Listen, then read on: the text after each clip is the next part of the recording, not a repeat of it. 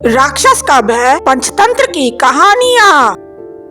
एक नगर में भद्रसेन नाम का राजा रहता था। उसकी कन्या रतनवती बहुत रूपवती थी। उसे हर समय यही डर रहता था कि कोई राक्षस उसका अपहरण न कर ले। उसके महल के चारों ओर पहरा रहता था, फिर भी वह सदा डर से कांपती रहती थी। रात के समय उसका डर और भी बढ़ जाता था। एक रात एक राक्षस पहरेदारों की नजर बचाकर रतनवती के घर में घुस गया। घर के एक अंधेरे कोने में जब वह छिपा हुआ था तो उसने सुना कि रतनवती अपनी एक सहेली से कह रही है, यह दुष्ट विकाल मुझे हर समय परेशान करता है, इसका कोई उपाय कर। राजकुमारी के मुख से यह सुनकर राक्षस ने सोचा कि अवश्य ही विकाल नाम का कोई दूसरा राक्षस होगा जिससे राजकुमारी इतनी डरती है। किसी तरह यह जानना चाहिए कि वह कैसा है, कितना बलशाली है। यह सोचकर वह घोड़े का रूप धारण करके अश्वशाला में जा छिपा। उसी रात कुछ देर बाद एक चोर उस राजमहल में आया। वह घोड़ों की चोरी के लिए ही आया था।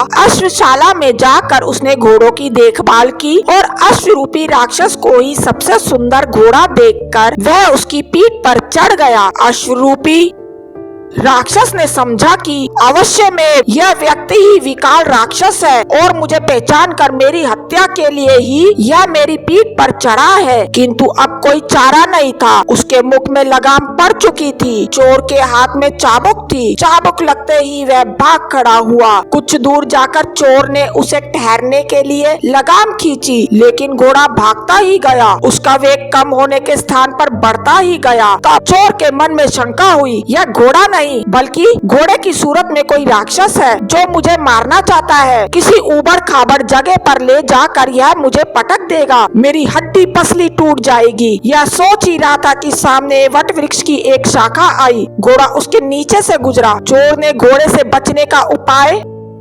देखकर शाखा को दोनों हाथों से पकड़ लिया। घोड़ा नीचे से गुजर गया। चोर वृक्ष की शाखा से लटक कर बच गया। उसी वृक्ष पर अश्वरूपी राक्षस का एक मित्र बंदर रहता था। उसने डर से भागते हुए अश्वरूपी राक्षस को बुलाकर कहा, मित्र डरते क्यों हो? यह कोई राक्षस नहीं बल्कि मामूली मनुष्य है। तुम चाहे तो इसे एक क्षण में खाकर हजम कर लो। चोर को बंदर पर बड़ा क्रोध आ रहा था। बंदर उससे दूर ऊंची शाखा पर बैठा हुआ था, किंतु उसकी लंबी पूंछ चोर के मुख के सामने ही लटक रही थी। चोर ने क्रोधवश उसकी पूंछ को अपने दांतों में भींच कर चबाना शुरू कर दिया। बंदर को पीड़ा तो बहुत हुई, लेकिन मित्र राक्षस के सामने चोर की शक्ति को कम बताने के लिए वह वहां बैठा ही रहा। फिर भी उसके चेहरे पर पीड़ा की छाया साफ नजर आ रही थी। उसे देखकर राक्षस ने कहा, मित्र चाहे तुम कुछ ही कहो, किंतु तुम्हारा चेहरा कह रहा है कि तुम विकाल राक्षस के पंजे में आ गए हो। यह कहकर वह भाग गया।